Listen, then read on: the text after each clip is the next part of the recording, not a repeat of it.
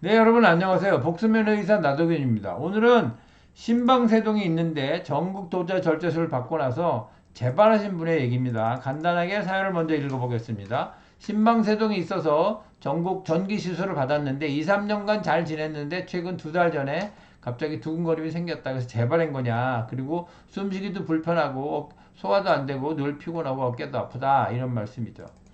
어, 전기 시술을 했다니까 이제 전국 도자 절제술을 받으신 거고요. 그 다음에 두근거린다, 가슴이 숨쉬기 불편하다, 뭐 이런 증상들이 있습니다. 서양의학적으로 심장은 전기신호로 작동하는 근육 펌프인데 동방결절이라는 조그만 발전소가 있고 거기서 전기신호가 생겨서 신경을 따라서 전달되고 그 신경의 신호에 따라서 박동하는 것이 심장이다. 서양의학적으로 볼 때는 그런 거고. 그러면 이 동방결절에 여기서 신호가 불량해지거나 아니면 전달이 불량해지거나 할 때 그 심장이 박동이 불규칙해지는 거, 그것이 이제 부정맥이다, 이런 말씀이고요.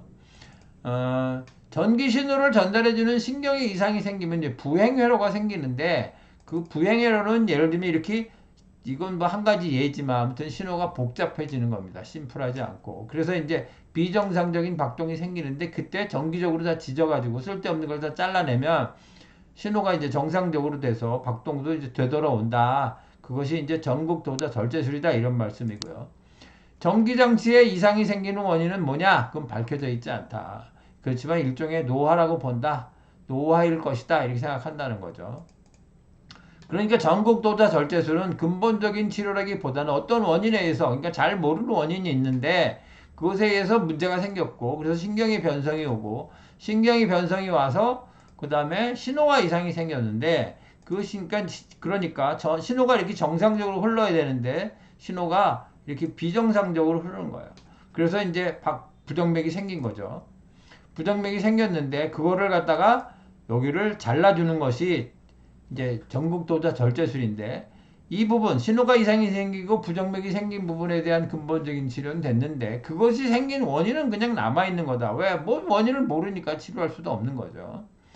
한의학적으로 본다면 이제 심장은 심기와 심혈로 되어 있는데 심장은 심기의 힘으로 심혈이 박동하는 거다, 이런 말씀이고요.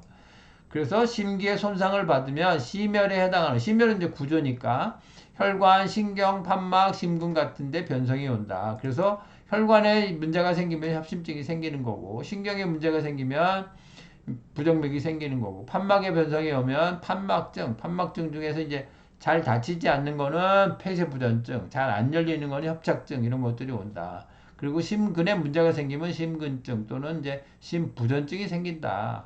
그런데 이제 심기가 소모되는 이유는, 심기는 마음을 포함하고 있으니까 긴장, 과로, 스트레스, 뭐 지나친 운동 같은 것들은 모두 심기를 지나치게 소모시킨다, 이런 거죠.